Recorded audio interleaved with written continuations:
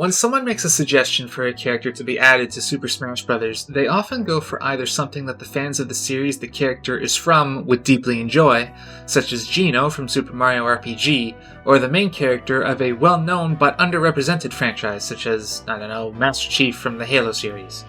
There are other popular picks. Sephiroth from Final Fantasy VII was considered to be a long-shot dream pick, but he made it into the second wave of DLC characters for Super Smash Bros. Ultimate in the third slot.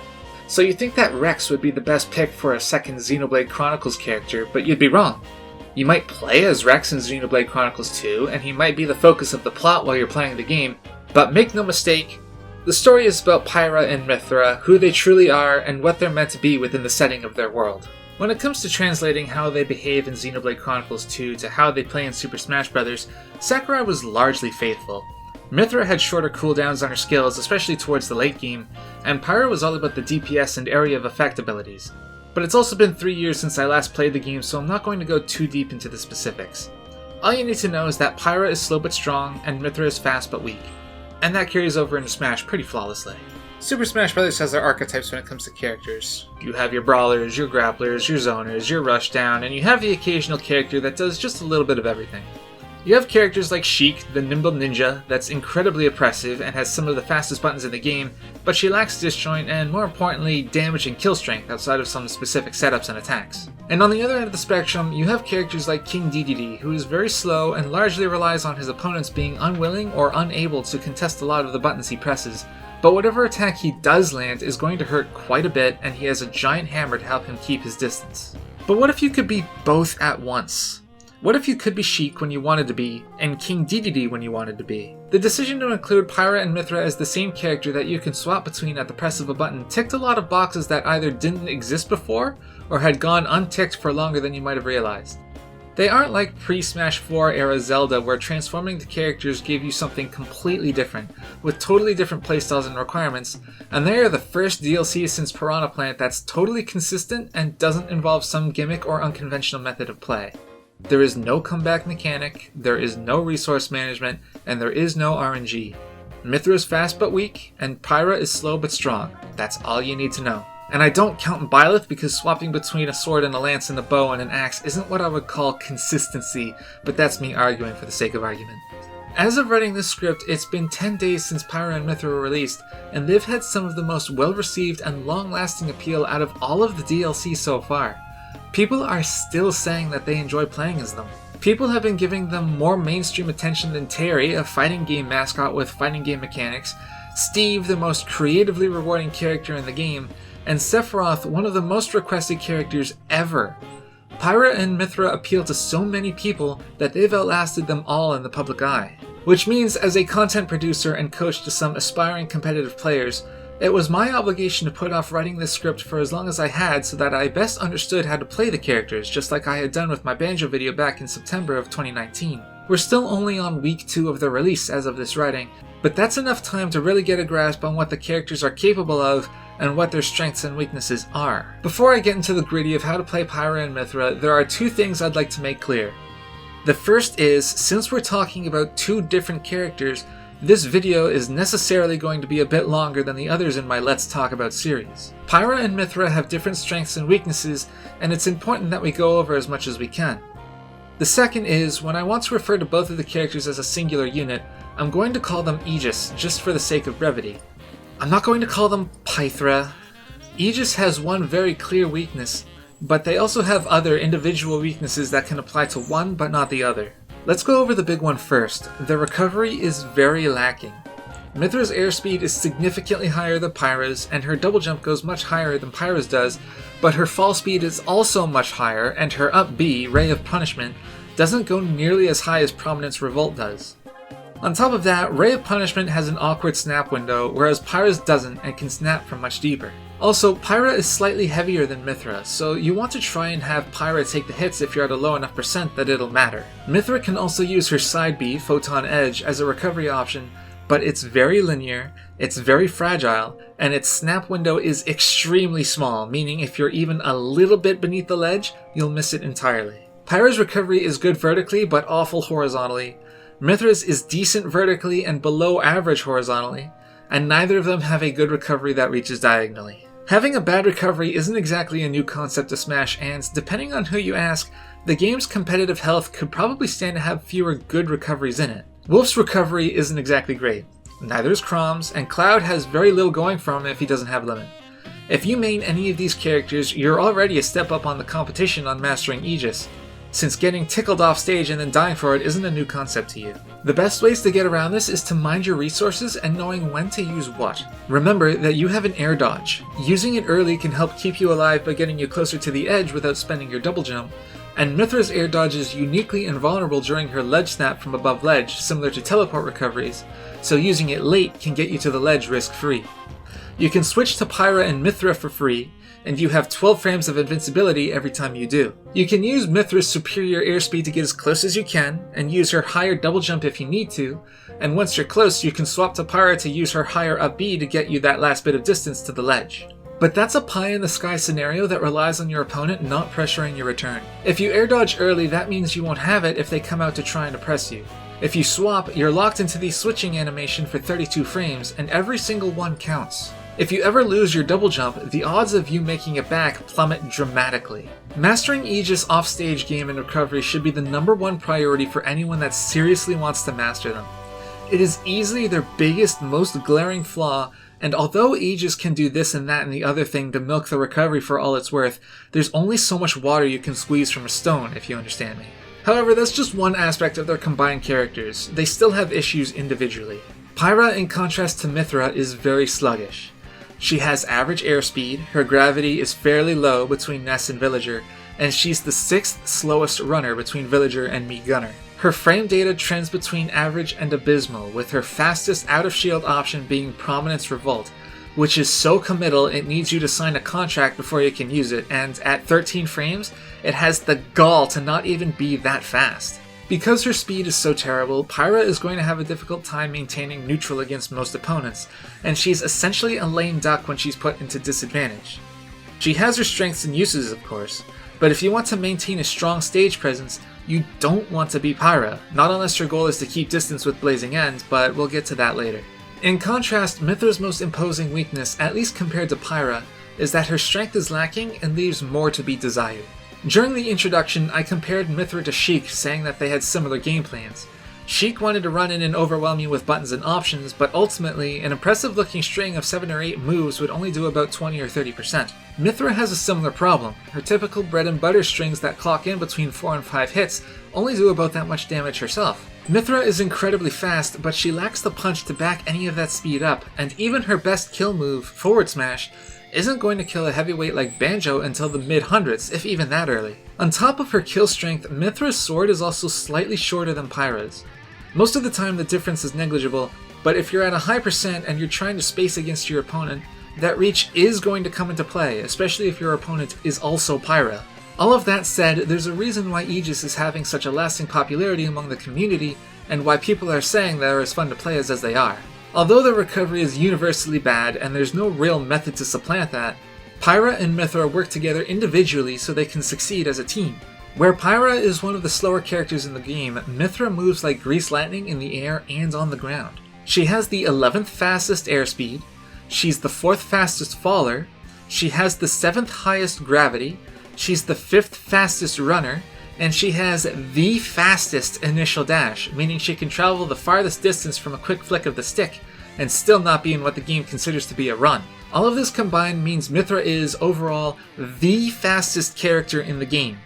Other characters run faster, and other characters fall faster, but Mythra has the highest stats on average when it comes to speed. And to complement all of her speed, her attacks are all wicked fast too. She has a frame 2 jab, which is exceptionally fast, and her down tilt hits on frame 5 and only lasts 20 frames total, meaning she can get out 3 down tilts in 1 second.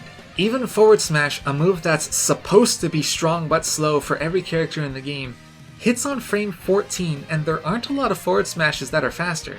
In fact, it's tied with Little Max. In fact, Mythra is so fast that a major hurdle in mastering her is learning how to properly utilize all that speed. Players will often not think to press buttons just because they don't expect to be able to move so quickly after performing a previous action. I've seen players accidentally overshoot their target when chasing after them because Mythra is just that fast. If you just like to mash buttons in space against opponents, and Twitter tells me that a lot of you do, Mythra is the perfect character for you because she explicitly allows and encourages that kind of behavior.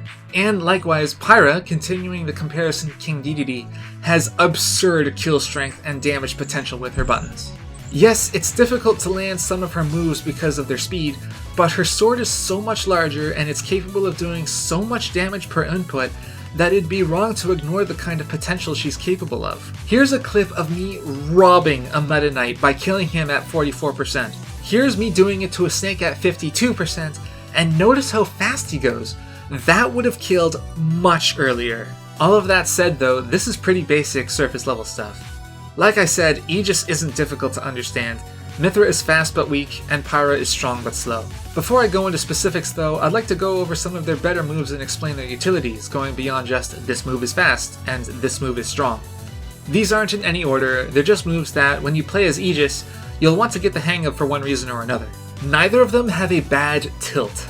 Mythra's down tilt and her up tilt are both fast as could be, and they're easy to combo into either themselves or into other aerials. If you're a little fancier, you can combo down tilt at ledge into an uncharged lightning buster, which is Mythra's second most damaging uncharged attack. Her worst tilt is probably forward tilt, and even then it's incredibly fast, great for spacing, and can lead into a forward air or back air if your fingers are quick enough. And on the flip side, Pyra's worst tilt is down tilt. It's very reminiscent of Ridley's at frame 9, but like Ridley's, it's not a kill move, while up tilt and forward tilt are. Likewise, neither of them have a bad aerial.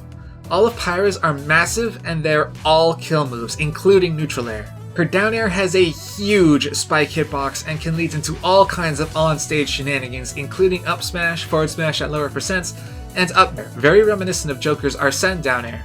On the other hand, while Mythra doesn't have a single killing aerial, her down air can't spike, they, like the rest of her kit, are wicked fast and they're all amazing for juggling, keep away, and spacing.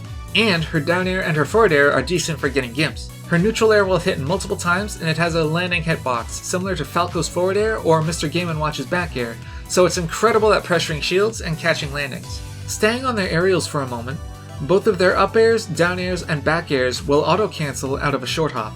Pyra's back air is an absurdly powerful vertical kill move, and it's very large, so spacing a back air with short hops is a totally viable strategy. In my opinion, of their 5 aerial attacks, forward air is their least contextually superior move. They're both good for edge guarding, but on stage, Pyra has aerials that are stronger and faster, and Mythra's doesn't combo into itself very well, and it has a very long cooldown window for snapping to ledge, so you can't grab onto ledge for a very long time after you use it. They both have powerful up B attacks, but for different reasons. Pyra's Prominence Revolt first hits on frame 13, and can potentially do up to 22%, but it doesn't have any armor, unlike Ike's, and 13 frames isn't very fast, so you need to be confident when you use it. It's an extremely powerful kill move, and the hitbox for the fire is quite large, but you can drift left or right on the upswing, and it's also easy to overcompensate by drifting too far in either direction. I've had more success either drifting backward or not drifting at all when using the attack. Also, keep in mind that the downward swing, while it does spike, is actually rather weak, so fishing for a cheesy kamikaze kill isn't a great idea, since she'll always die first and it isn't guaranteed to succeed on hit. Mythra's up B changes depending on whether you press the B button a second time or you hold it optionally, or if you just press the button once. The initial hit comes out on frame 10 and, like Pyra, it doesn't have any armor. The hitbox is massive and can scoop enemies from a huge distance away, and because of their hit stun modifier, the initial hit can lead into some silliness if you're quick and creative. Ray of Punishment is a single shot that does okay damage, and Chroma Dust is a wide-spreading shotgun blast that can potentially do much more damage, but only against larger targets that are closer to her body. Chroma Dust is also very good for low-hitting gimps, while Ray of Punishment is best used as a combo ender. And finally, while Mythra doesn't go as high as Pyra, Mythra's up B has more sideways drift and she doesn't plummet down after using it. Their down throw is good for combos and damage, forward throw is good for low angle pressure, forcing them to tech or to recover low, and their back throw is great for setting up platform tech situations or for surprise kills. The only throw that doesn't really have a utility is up throw. Pyra's rapid jab is great for building damage, but not a lot of players seem to realize that her gentleman is a kill move, similar to Ridley's. If you have your opponent at ledge, her jab is frame 3, which is above average speed, and getting the gentleman for a kill is better than her rapid jab or her forward throw. Both of their neutral B attacks can be a little tricky to get the hang of, but they both have undeniable utility as attacks. They both have very little startup and cooldown, meaning it's very difficult to punish either of them, and they can be charged for more powerful versions of themselves. Pyra's Flame Nova is a kill move and can break shields at full charge, while Mythra's Lightning Buster has massive range, has a charging hitbox directly above herself, can be turned around before the charge is finished, and is one of her few kill moves and raw damage dealers. That said, they have different uses and the situations you should use them in are different. Pyra's is best used to pressure shields, call out ledge options, and protect her own landing if she's forced to land directly on top of someone, and Mythra's is best used to catch landings or to exit combos, as I said before. Mythra's Photon Edge, her side B, is her single best damage dealing attack. It deals 24% if all the attacks land, and it's a difficult attack for your opponent to even follow. It's hard to fully explain what's happening, but what you need to know is that, despite Mythra's eclectic animation, the hitboxes are approximately centered on all of the swings, and more importantly, Mythra herself is vulnerable perpendicular to where she started. Here, you can see the attack's animations, including all of Mythra's hitboxes and where her hurtbox is as it travels.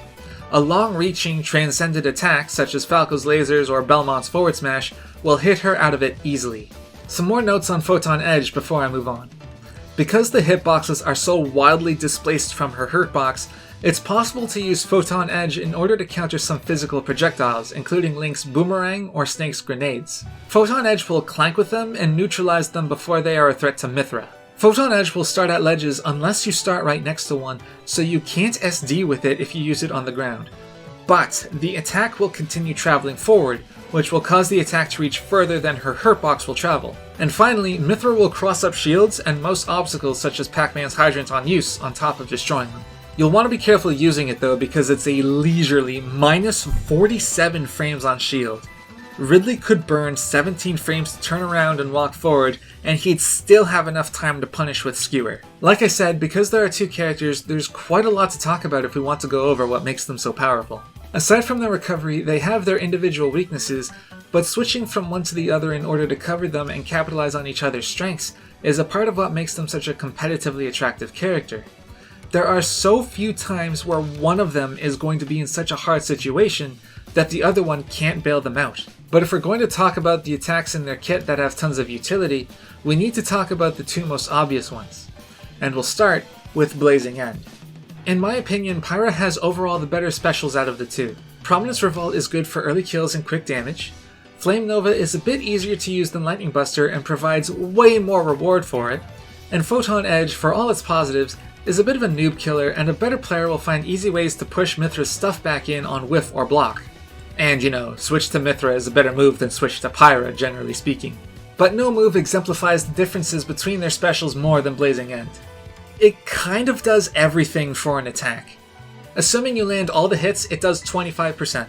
It lingers for an absurdly long time and can lock out ledges, platforms, and whole areas of a stage for as long as it's active. It's a transcendent projectile and will never clank with anything.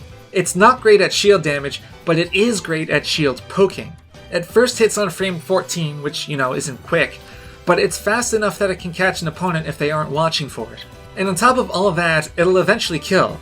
Not early enough to be called a kill move, but that's better than not being able to kill at all. And if you input the move like a smash attack, the attack will reach farther and deal even more damage, up to 29% if you land all the hits. The main downsides to this move are 1. Once it's out, Pyra has no offensive options available to her.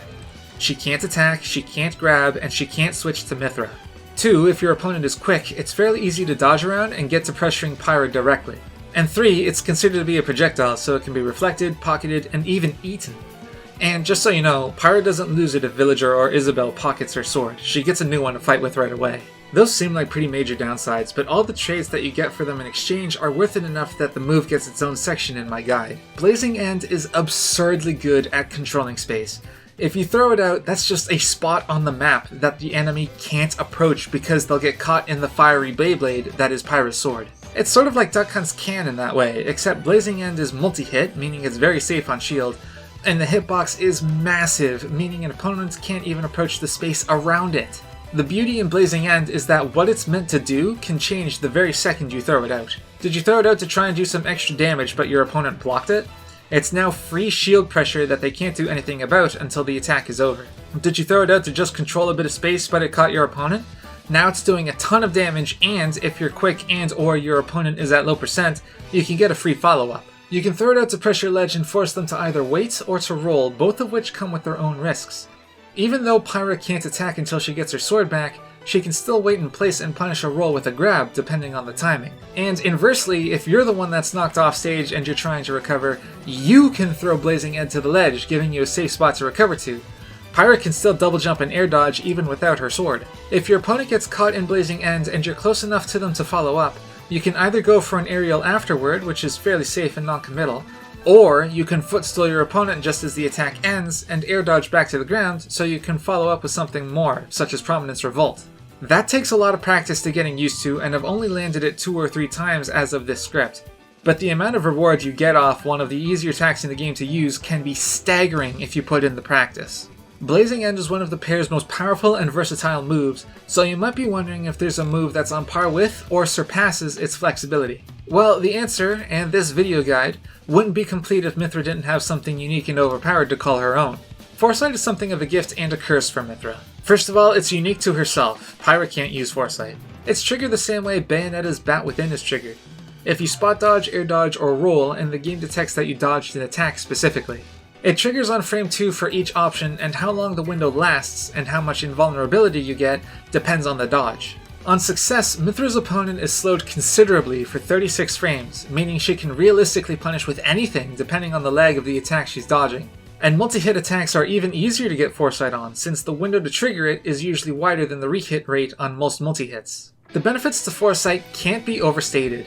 Your opponent is locked into their action for over half a second, leaving them wide open for anything from a forward smash for a kill, to Photon Edge for damage, to whatever else you had in mind for the punish. Also, Mythra's dodge is extended a fair distance, meaning it could theoretically be used to help her recover if she air dodges up and in. Foresight is a pretty simple mechanic to understand, especially since we've been putting up with something similar since 2016. You dodge an attack and you get a larger window to punish. Easy stuff. But nothing in this world is free, and I call Mythra's Foresight a curse for 3 reasons.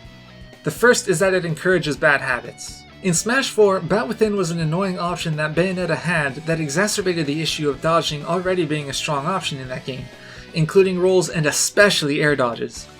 In Ultimate, all defensive options have been universally nerfed, so fishing for a Foresight by rolling or air dodging a bunch can form bad habits that can potentially carry over into any other character you want to use. Unless that other character is Bayonetta, I guess. The second issue Foresight has is that it's particularly dangerous to get in the air. Mythra doesn't have a 2-frame invulnerability when she air dodges to the ledge, making it a uniquely powerful option for her, but she can't grab the ledge at any point during Foresight. If all you want is to air dodge to the ledge and you happen to get Foresight instead, that'll cost you your stock, and considering how weak her recovery options are, this is a serious concern for her. Think about how often Chrom likes to air dodge to the ledge instead of using Storing Slash, and apply that to Mythra, but she gets Foresight on an attack that would have whiffed anyway. If you're off stage, Foresight can be a damning thing to get when all you wanted was a regular dodge. And finally, on top of the fact that it encourages bad habits, Mythra's dodging options are universally worse than every other character in the game, including Pyra.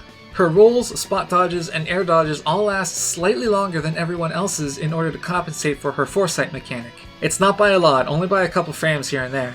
But when you're trying to avoid attacks, staying locked in a useless movement option for longer than everyone else, even by fractions of a second, can be the difference between, well, dodging an attack and losing a stock. Foresight is a powerful tool, nobody will argue against that, but it's not exactly without its faults. You'll have to fight yourself from wanting to spam dodging, since punishing dodges is easier than ever in Ultimate, except for maybe neutral air dodge. And getting it off stage can be more of a hindrance than a boon. But if you're on or above stage, the benefits that you get from a successful Foresight make it an option that you should always keep in the back of your mind. But more than Foresight and more than Blazing End, there's one move that Pyra and Mythra both share that's incredibly integral to their playstyle and their objective success as a character. It's so important and versatile that you likely use it many times in a single match without properly appreciating just how powerful it is. And that move is switching to the other one. It seems like a pretty stupid thing to put so much focus on, considering it's their major selling point and a staple to their performance. In this very guide, I have been talking about each character's individual strengths and weaknesses, and there wouldn't be a reason to talk about them if I wasn't also implicitly saying that switching between the two characters is an important feature of theirs. But this section isn't that they can switch from one to the other, It's when you should. Naturally, if you explicitly play one or the other, then this section doesn't apply to you. As of writing this script, I've noticed that a lot of Aegis players that try to use Pyra and Mythra interchangeably tend to make the same mistake. They open with Mythra, but once they get their opponent to a higher percent, they swap to Pyra and fish for one of her stronger killing moves to close out the stock, and they stick with Pyra regardless of if they start taking a huge amount of damage for it. They get tunnel vision. Mythra struggles to get the kill, that's clear and obvious, so they switch to Pyra. But Pyra struggles in neutral and disadvantage, blazing end accepted, and she has the worst recovery overall. The thing about Pyra and Mythra individually is that they're designed to have specific weaknesses in mind, and they've been tuned to make that particularly obvious. Mythra has trouble closing stocks, while Pyra is slow and has a hard time keeping up with a lot of the cast. You have to know when it's best to switch from one to the other in order to best play to their strengths. Namely, Mythra has a stronger neutral game and she has an easier time escaping disadvantage, while Pyra can push an advantage state much farther than Mythra can, especially in the mid to late percentages. Take a look at this clip here.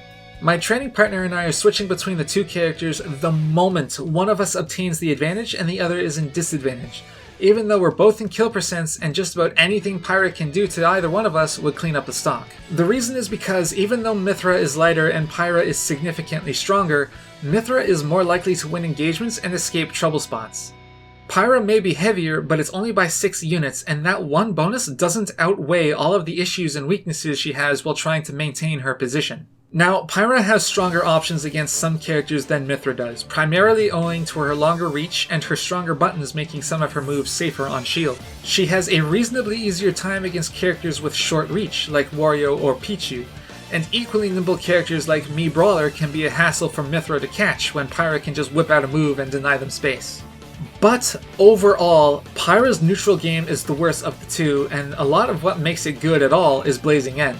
The better play when using the two characters is to use Mythra until your opponent is at kill percent, which can be very early depending on the opponent. And then, once Mythra puts her opponent in such a disadvantaged spot that she can't follow up, take the time to switch to Pyra and press your advantage as much as you can. Use Mythra to open them up, and Pyra to shut them out. And again, this sounds like obvious advice, but, and I admit this is anecdotal, from what I've seen from some VODs and from other players online, they don't seem to consciously register this obvious playstyle in the heat of the moment. The point that I'm trying to make is that, starting out with them, you have to consciously fight to not get tunnel vision and fish for early kills with Pyra. The amount of firepower that she has is real tempting, I get it. But it's easy to fall into the trap that is focusing too much on her kill strength to the detriment of the rest of Aegis game plan. Hell, I still do it myself sometimes. If you're knocked into disadvantage, you'll be doing yourself a favor by getting into the habit of switching back until you can reclaim the stage. The truth is, Aegis as a whole demands a lot of attention and dedication to be able to use them effectively. Mythra is very similar to Sheik in that she's quick and has great strings, and Pyra is similar to King Dedede in that her frames aren't the best, but she packs a huge punch. But they also share their weaknesses, and Sheik and King Dedede can at least say that their recoveries aren't a total write-off. Sheik more so, of course. Ever since their release, the general community has been saying that they are, at minimum, somewhere in high tier, but it's reasonable to assume that they can't be labeled as top 10 material because of their individual and collective failings. They're strong together, stronger than they are individually, but no character with a recovery like this can break into that upper echelon that'll make them a staple threat to any tournament. It's the same reason why Chrom, after 2 years, isn't considered a top 10 threat anymore. Although 90% of the game is played on stage, it's that last 10% that'll make or break a stock, a game, or a set, and you can only stave off that last 10% for so long. Because of their flexibility and versatility, and because it's so early in their lifespan, I'm hesitant to say that they lose to any particular character archetypes. Mythra has the speed to beat zoners, they both have the disjoint to beat brawlers, they both have methods to beat rushdown, and Pyra has the strength to invalidate the heavyweight's biggest defining strength. But that's not to say that they don't lose to anything. Instead of losing to any particular character archetype, I would argue that they lose to momentum. Aegis has an easy time gaining and maintaining the lead, but if they ever lose it, that means Pyra has to do a whole lot of heavy lifting really fast, and that's just not something that she specializes in. If, for example, you're fighting young Link and you lose the stock first, then you'll want to switch to Mythra to break his zone and get in, but Mythra can't kill. So you'll switch to Pyra to get the kill, but then young Link can push you out of his zone more easily. Weaknesses like these can be interchanged with just about any type of opponent you face. Mythra can chase Sonic, but she can't kill him, and etc etc. If your opponent gets the momentum, Aegis has a hard time keeping it from snowballing. But all the doom and gloom naysaying aside, Super Smash Bros. Ultimate is easily the most competitively balanced entry in the series, and the gap between high tier and top tier is razor thin.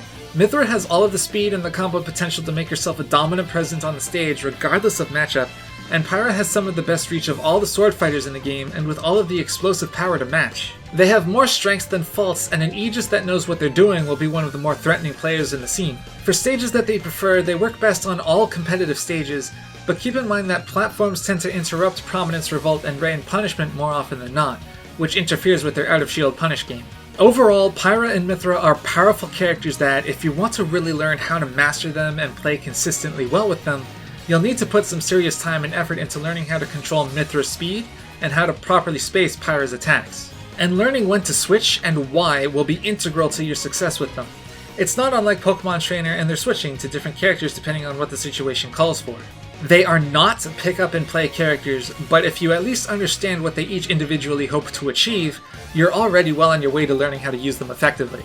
If you're looking for some top-level names to watch out for, MK Leo has been putting in some hard work with primarily solo Pyra, while some other players that are performing well with them are Hydra and Shiny Mark. And Mewtwo King has been talking about them non-stop ever since the release on his channel, Most Valuable Gaming. Personally speaking, I'm very excited for Pyra and Mythra's developing meta, and I'm looking forward to seeing how far they can be pushed and how far I can take them myself. So those are my thoughts on Pyra and Mythra. If you'd like to see more content like this, and for more content on Atlantic Canada's Super Smash Bros. And their local scenes, be sure to subscribe to this channel. If you're interested in hearing my thoughts on some other characters, I'm still co-maining Ridley and Banjo, and you can watch my tutorial videos on them in the links provided. I'll see y'all next time.